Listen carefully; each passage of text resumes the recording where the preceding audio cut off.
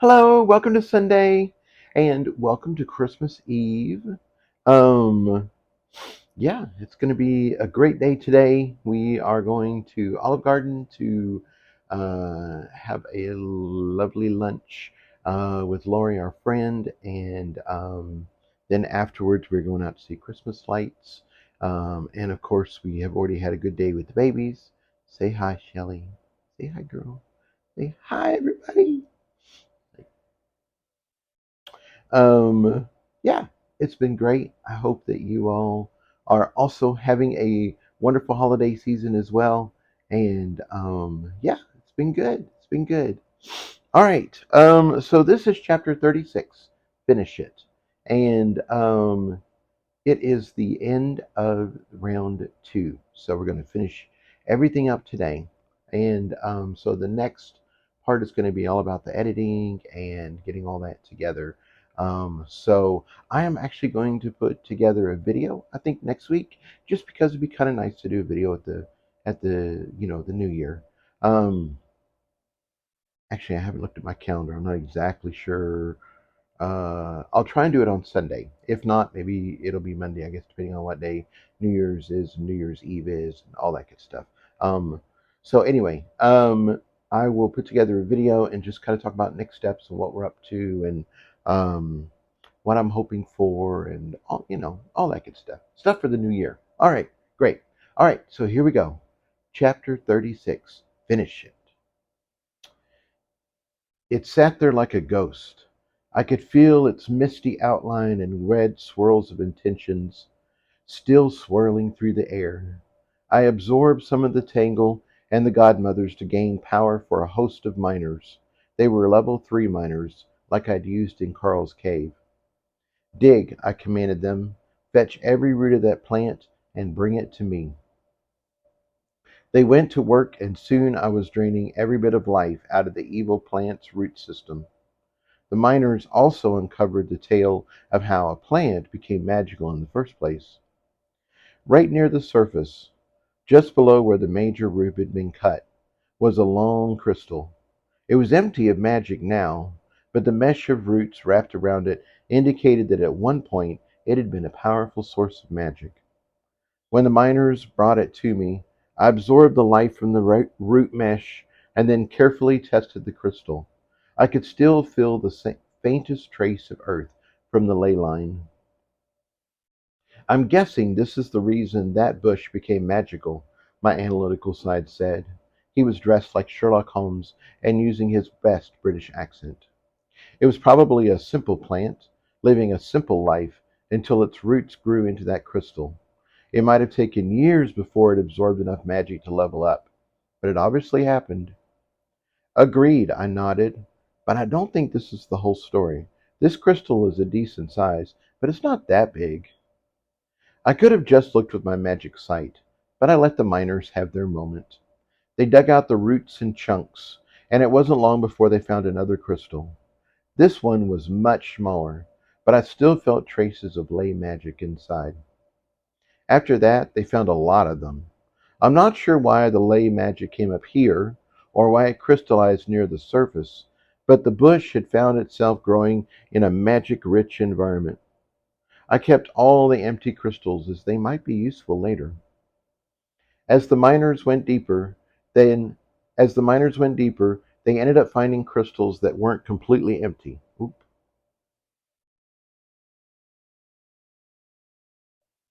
They ended up finding crystals that weren't completely empty. None of them were that big, but I would take any available magic I could get. Give them to me, my Mark of the Lagerel directed. I can pull the power from the crystals just like I did with the magic water. I'll give the magic back to you in your colors, and you can use it to continue building your shield, or whatever else you might need it for. Just remember, once we're in a safe place, I want at least one of those berries. I haven't forgotten, I said quickly, and thank you so much for helping. I don't plan on turning in any of the berries for points, and I don't think I'm going to use them myself. So as far as I'm concerned, the berries are all yours. I felt waves of pure happiness flowing from my mark, which made me happy too. I enjoyed being able to give it a treat. and it really wanted those berries. My mark of the deep earth sent an image showing it was also almost done absorbing the Rat King's core. Once it finished, it would be happy to help with the lake crystals as well. I also got the sense that it would soon be asking for another core to snack on. That was fine with me. Treats for everyone. I didn't think Bermuda had been listening, but he sent an image agreeing with the sentiment. He was always up for a tasty snack. The miners finally dug up the rest of the roots and unearthed the last of the crystals. I thanked them all for their time and assistance. Then I sent them all to Penny to absorb and give them some downtime. Now they'd had their moment, I used my magic sight to look into the earth and see if there was anything else I needed to do. The miners had done an amazing job, and no physical part of the bush remained. It also looked like I'd collected all the loose crystal fragments. There was a main core of crystal leading into the earth, but that started at the pond. Unlike the fragments, that crystal was full of magic and seemed to have a level of sentience about it. Just because the physical side was gone didn't mean the bush was dead. Its spirit had faded a lot as I had destroyed its root system, but there was still a wisp of soul hanging around. A different mage might have missed that and given this evil creature a chance to come back again, but I'd issued my judgment and I was going to see it through. This mage was going to die. I just wasn't sure how to make it happen. I waved my hand through the ghostly apparition, and I could feel a slight bit of resistance. But that was it. The apparition stayed the same and didn't seem to be any worse than before. I then turned the granny godmothers and Octa and her tangle loose. They cleaned the cave from top to bottom, rooting out any trace of magic they might have missed before. When they were done, the cave was spotless, and no trace of the red swirling intent poisoned the air. The apparition faded a bit more, but then it stabilized again. What the heck? How did I kill this thing? Then it hit me. It fought with its spirit, stripping others of their aura and soul. That was how it had created the red eyes in the first place, and that was the only way to truly get rid of it now. I stepped forward, so the apparition was inside my body. That's where my spirit was strongest. The apparition shuddered, and the air in the cave vibrated with a nerve-tingling squeal. I reached in with my spirit and grabbed the tiny bit of intention it had left. To my surprise, I felt something. It had a core, a big one, hidden in the last of its spiritual self. Penny, are you ready? I asked. Oh, yes, she replied. The safe is ready to lock down another core. I reached into my spiritual self I reached into its spiritual self and ripped out its core. I quickly passed it to Penny as the cavern vibrated with the sounds of one last wail. Then the mage plant's apparition fell apart. The source of the red eyes was no more. I stood there for a minute, appreciating the moment and letting my soul relax. It felt bruised and battered, like I'd been beaten to a pulp by a big spiritual stick, which in a way I had. I relaxed my wall of roots and let my magic return to me. Then I had Penny absorb all the additional soul creations. I thought about burning the dried remains of the brush, but a fire in an enclosed space deep underground was probably not a good idea. The all rune touched me briefly, and it seemed satisfied. Not that I'd taken out a mage. It didn't care about something as minor as that. It was satisfied that I was continuing to grow into the person that it needed me to be. The Allrune's presence faded away as I turned and stepped into the pool. I'd come here for the magic water, and I wasn't going to stop until I had it. I put my hands into the water and queried Penny. Are you ready? I asked. Of course, she replied brightly. This pond may not look like much, but it has a lot of mass. Storing it all is going to take a lot of magic, so I'm going to go slowly. Sounds like a plan, I agreed, and we began. Penny started out with just a trickle, and everything seemed to go well. Once there was enough, she bottled up the magic water in a clear jar and stored it on a shelf in my throne room. After the second jar, we increased the rate of absorption even more.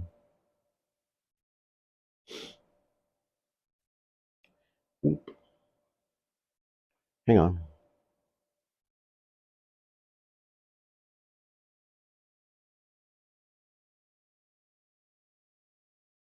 Sorry. After the second jar, we increased the rate of absorption. Penny kept up with the flow, and the cost to my magic of moving the water wasn't bad at all. It helped that the magic water wanted to come with me. We continued to increase the rate of absorption until the jars of magic water were practically flying onto the shelves. The water level in the pond started dropping noticeably, and it sort of felt like I was draining a bathtub. Much sooner than I expected, we stored the last of the magic water, and I walked over to get the ley crystal. The crystal fragments in the root of the brush had been nice, and the root of the bush had been nice, but this crystal was directly connected to the ley line far below, and it was saturated with magic.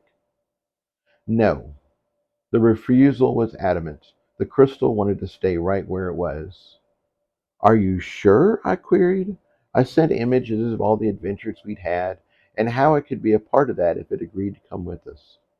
I also told it that it could meet the mark of the deep earth and spend time together. No. The crystal didn't need to meet the mark. It already was connected to the deep earth by the ley line. It liked that connection as well as its place in the cave, and it had no desire to move. If anything, my thoughts of adventure just made it more certain it wanted to stay. I was disappointed, but I wasn't going to fight it. There would be other sources of magic in the future. Map correlation found, my bank crystal announced. It sounded excited. Official exit from the underground is projected. Verifying exit with the surfer dudes. It sent me a flood of images from the maps and the models in Diffie's basement. It seemed like a bunch of them related to the cave system we were in. Once my scouts had mapped out enough of the underground, the crystal had figured out how to match everything up. The crystal showed the projected additions to the map in light gray, and it was fascinating watching it change to full detail and color as the surfers zipped around. I knew the surfers were fast, but watching the map fill in gave me a whole new appreciation for their speed. Calculating the best path, my crystal announced as soon as the exit was verified. A trail of green arrows showed up on my HUD, showing I needed to leave the cavern and go back down the worm tunnel again. Thank you, I told it, and breathed a sigh of relief. I felt like a weight had been lifted off of me. It wasn't going to take a while to get out. It was going to take a while to get out of here, but at least I knew where to go now. I took one last look around the cavern. It had been so peaceful and beautiful in the beginning. I would never have guessed it would have held such adventure and peril. In the end, though, we'd taken out the source of the red eyes and hopefully made a crap ton of points. We'd also acquired some new sources of magic, which we desperately needed. That might be the edge we needed to win the whole tournament. I was ready to leave, but I felt like I needed one final gesture. So I bowed to the empty cave. It would have I would have been embarrassed if anybody had been watching, but since I was on my own, it seemed appropriate. Then I turned and followed the path out of there. I jumped up through the hole to the ceiling and went over to Annabeth. It's time to head out, I said as I tapped her on the shoulder. Annabeth nodded and got to her feet and gave a careful stretch. How are you feeling? I asked. Much better, she replied in her usual cheerful voice.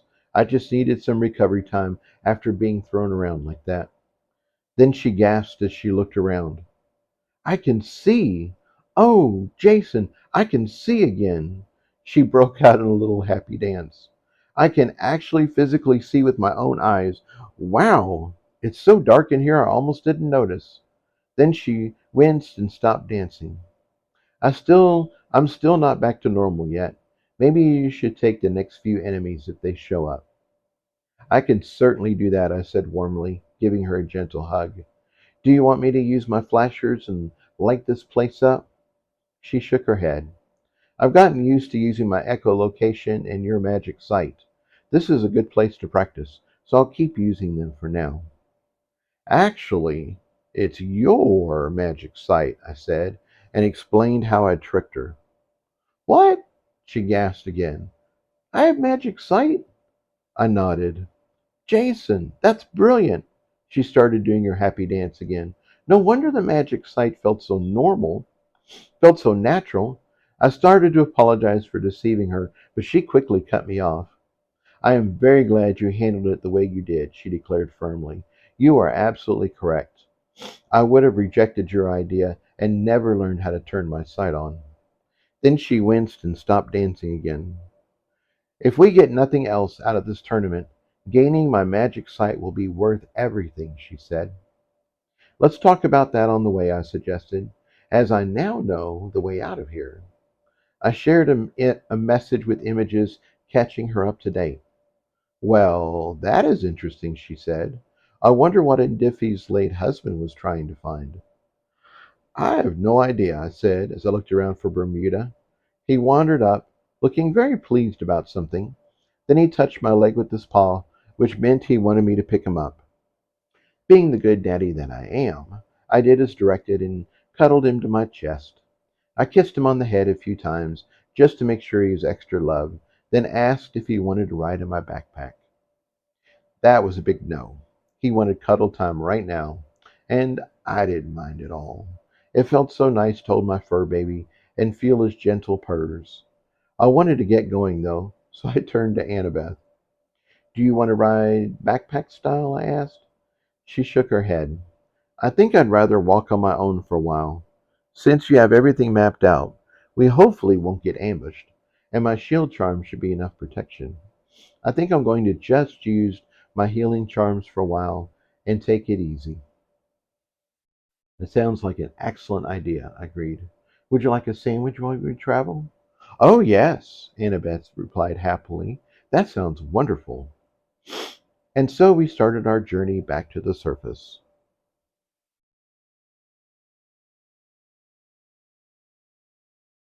We ate, we healed, and best of all, we had a good time together. My soul needed that. The trip took a long time as we were deep underground. Our path meandered around a lot as we didn't want to disturb the local wildlife. They didn't give us points, and there was no sense in fighting them. Just because we'd taken out the source of the red eyes didn't mean we'd vanquished them all. It wasn't long before we ran into our first one. It was only a level 2 red eye, so it wasn't that bad. Annabeth wasn't ready to fight, and I didn't want to put Bermuda down, so I sent my new miner ahead to take care of it. The red eye saw us and charged with its usual rabid fury, only to have its head fall off as the miner sawed right through its neck. It actually tripped over its own head, and we both started laughing. Given what we'd been through, we both could appreciate a macabre sense of humor. I can't believe how easy that was, Annabeth said as the dragonfly stamped the red eye and it vanished. A granny godmother swooped in and gathered its tiny piece of red magic. The whole thing happened so fast we didn't even pause. We have certainly come a long way, I agreed. I've turned my miner into a powerful attacker, upgraded my defense with red, and learned how to fight with my presence. And I've learned how to push sound out of my weapon with the sonic strike, Annabeth said, as well as shaping sounds and projecting them all around me, not to mention my new echolocation and echo mapping abilities. And my new mapping abilities, I continued, and my new healing cycle, Annabeth said. And I upgraded my spikes too, I said. And we learned how to breathe underwater. Annabeth kept it going, although she was grinning at me. And we drank magic water. I wasn't stopping now. And we got eaten by a worm, Annabeth said with disgust. And that is how we spent the next half hour amusing ourselves. Our examples of adventures and power ups got smaller and smaller until they were just ridiculous, which of course made it a lot of fun. Even though we avoided the bulk of the native wildlife, we still ran across a few outliers. I didn't want to hurt them, so instead I practiced my new presence ability. I reached out and owned part of the space they were in, causing their auras to peel away from their bodies. I only had to do it once before they were racing to get out of our path.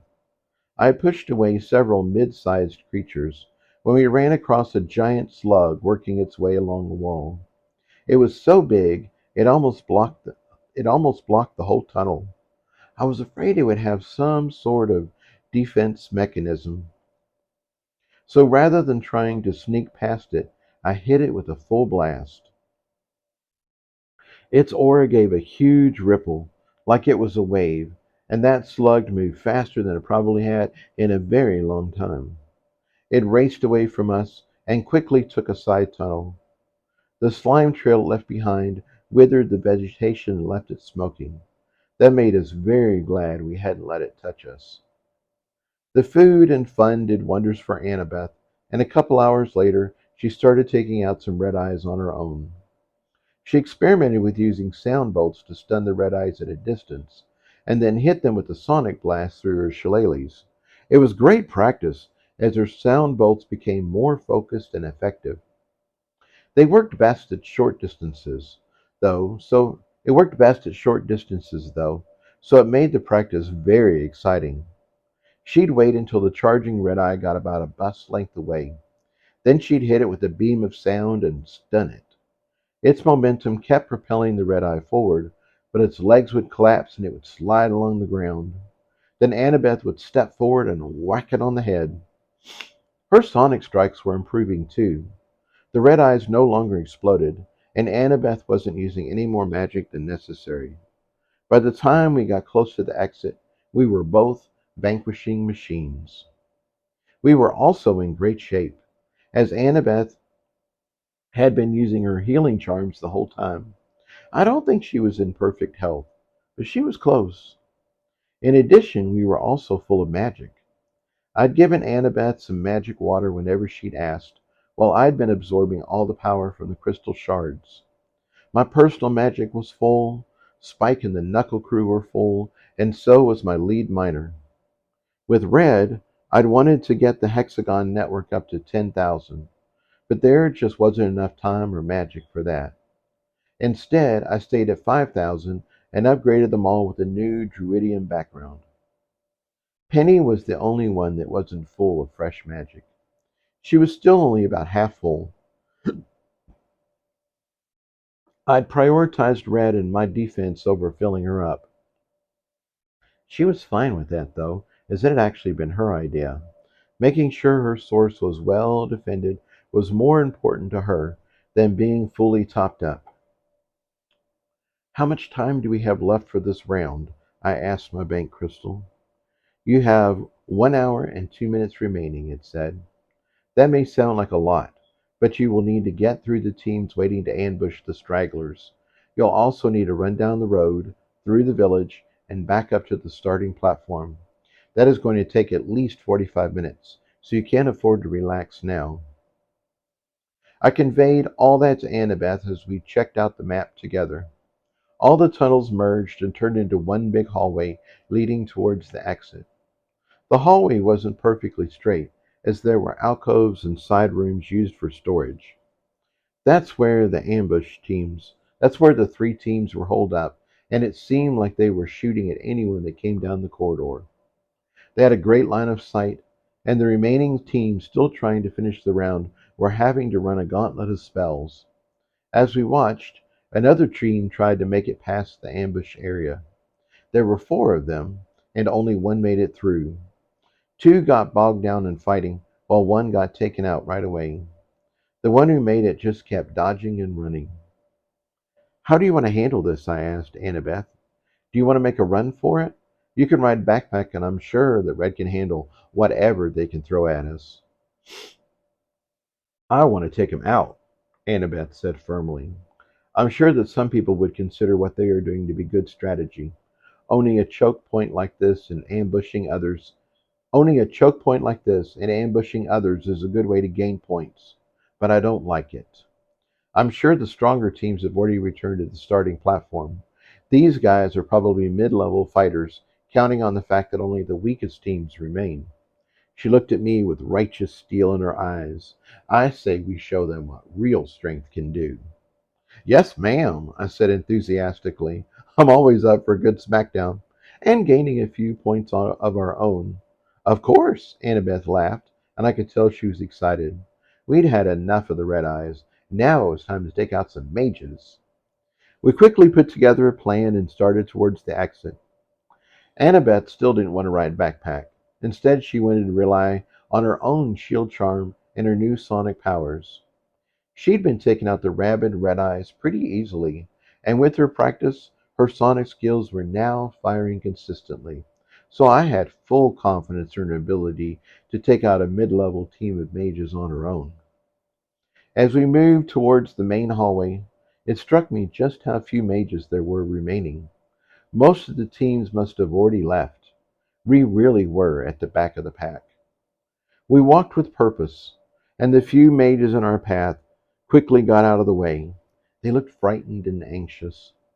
Some of them also looked a little puzzled, as Bermuda had switched to my back pouch, and his cute face was poking out over my shoulder. He wasn't looking badass. Instead, he was looking adorable. When we got to the main hallway, we stopped and struck a commanding pose. We wanted the eyes and ears of the ambush team focused on us. Hear me, I declared. We are Team House Louisville. To the cowardly teams that would attempt to slow us down, I'll give you one chance to leave. Do so, and your life in this tournament will continue. Attack us, and we will end you. The ambush teams poked their heads out and looked us over. There was one team of 3 on the left nearest us, a second team of 3 on the right farther back, and a final team of 4 behind them. Giving the teams a chance to retreat was Annabeth's idea, and for a moment I thought it might work. But then one of them yelled out, "House team?" and started snickering. Really? One of the other ambush mages chimed in. We're supposed to be scared of you? But Annabeth just sighed. It appears there is no cure for the clueless. Why don't you come down here and we can discuss it? One of the mages said. We'll be sure to educate you, and your little cat too. Smack talking a cat? I made a tusk tusk noise. Then I turned to Annabeth. Well, what do you say we give them a visit? I smirked. We were invited after all. That sounds wonderful, she replied brightly. But first, I have one thing to say. The snickering died down and all the ambush mages focused on us. We had their full attention, and that is when we let them have it. My flasher went first, lighting up the dim hallway like 1,000 spotlights. For a brief moment I heard screams and curses before Annabeth let loose. Her sonic blast rolled over them in a wall of sound. My suit was on sonic defense, and Annabeth wasn't aiming at me, so I was fine. The attack mages had no such defense, and her blast messed them up. 2 of the mages on Annabeth's side fell over, and one of mine started puking. We didn't give them much chance to fully appreciate what they'd been hit with, as we both started sprinting towards our target teams. I had the 3 on the left. Annabeth had the first 3 on the right. The first person to finish with their team won the honor of taking out the final 4 in the back. I can run fast, and it only took about 4 seconds to reach my ambush mages. They were blinded and disoriented, so they didn't even know I was there. I spike punched the first mage, expecting it to take several blows before his shield charm ran out of juice. To my complete surprise, his shield popped like a bubble, and my second punch knocked him out of the tournament. Maybe his shield charm is running low? My analytical side speculated. I was already spike punching the second mage of the team. The same thing happened again. Their shield fell with one blow. A second punch sent them after their teammate. Or maybe Spike is just that powerful now? My analytical side sounded excited. I think so, I crowed. Duridium spikes for the win. 2 punches took care of the final mage as her placeholder fell to the ground, spewing fake blood everywhere. I was grateful I could see through the tournament magic now, as the whole thing still looked so realistic. I had taken out my opponents in record time, so I expected to be ahead as I turned and raced towards the final team of four. To my complete surprise, Annabeth was already on the move. Wow, my teammate was fast. She arrived first, so I slowed down and let Annabeth have her well deserved victory lap. I soon saw how she'd taken out her first ambush team so quickly. Their shield charms didn't block sound, so when she hit them with the sonic strike, it stopped the shillelagh, but the sound kept going. From what I could hear, the strike wasn't that loud, but it did enough damage for the tournament protection to kick in and whisk them away. Annabeth popped her last mage, and together we ran towards the exit of the underground. I thought we would burst out into sunlight, but enough time had passed that it was now night time. I didn't care. Having the open sky above me felt wonderful. I loved the earth, but I really liked my open spaces too. As we ran on the road down the side of the mountain, it felt amazing to have all this open terrain around us. Annabeth felt that way too as she threw out her arms and started whooping and skipping for joy. How are you feeling? I messaged. I saved my breath for running. So good, she messaged back. I'm running well, no aches or pains, and it feels nice to be headed home again. Then she paused. Well, not home exactly, but home to the palace. I can't wait to see everyone and sleep in my bed again. I completely agreed, I replied wholeheartedly. This round has been intense. We did well, and I think we made up lots of ground on our score, but I am ready for this to be over. We continued to message as we ran, and it didn't seem that long before we were running through the village. Somewhere in here, the Ang family was probably having a good night's sleep. I sent happy thoughts their way and kept going. We passed a few teams on the road, but nobody bothered us. And obviously, we didn't bother them. We were all just focused on making it back in time. The other teams left me feeling grateful for how well we had survived the round. Some teams were carrying injured members or going slowly so they could keep up. Some of the teams just looked rough. They seemed to be exhausted with ripped clothes, covered in dirt and blood. We were on the other end of the spectrum. Our matching super suits looked immaculate, and a quick visit to the freshness fountain had cleaned off all of our grime and blood. We didn't look like a premier team, but we didn't look like we'd been through hours of hard fighting either. We had just passed through the village when the Mark of the Law Gorel finished processing the final crystal shard. I gave the last of the magic to Penny, raising her to 3/4 full. Penny, I think it's time, I said. I felt quivers of excitement from my mark. Pick out the biggest, juiciest berry from the bush and give it to the Logorel. I think it has more than earned it. Penny took the berry out of its protection and and made a show of handing it to the mark with a deep bow. The Logorel didn't care. It wound its roots around the plump seed of power and started rocking back and forth in pure pleasure. I was getting the feeling that this was its own version of catnip. There are more berries when you are done with that, I told it. Enjoy. It didn't reply. Instead, it started making soft crooning noises. It was really enjoying that berry. In fact, the whole thing felt rather personal, so I gave it some alone time. That's something we all need from time to time. How much time is left in the tournament? I asked my crystal as we raced up the mountain road towards the platform. There are 21 minutes, 16 seconds left, my crystal reported. If you maintain your current pace, you should arrive with about 15 minutes to spare. I relayed the update to Annabeth. Almost done, Annabeth messaged back with images of a fireworks celebration. Almost done, I messaged back with images of throngs of people cheering, celebrating our progress and urging us on. She replied back with an image of beautiful Greek men throwing flowers on our path. I countered with an image of a 3-story buffet. She countered with an image of her bedroom back at the house. I was trying to figure out how to top that when we arrived.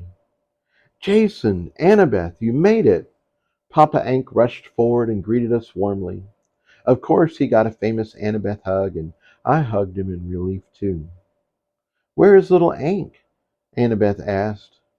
It got late enough that I finally had to send him home, Papa Ank replied. He stayed as long as he could, but by the end he was practically asleep on his feet. He gave us a huge smile, and Annabeth got another hug. I could tell that made her very happy.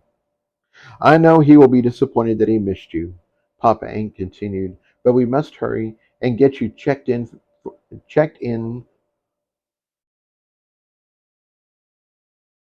from round two. You both are already way behind, and there isn't a moment to lose.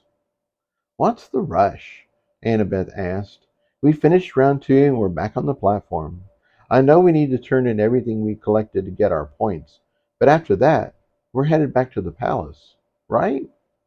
Papa Ank gave us an apprehensive look, like he knew we weren't going to like what he was going to say. I'm afraid not, he shook his head sadly. As soon as you're ready, your next portal awaits. Round three has already started. And this is where we finish our chapter and finish the book.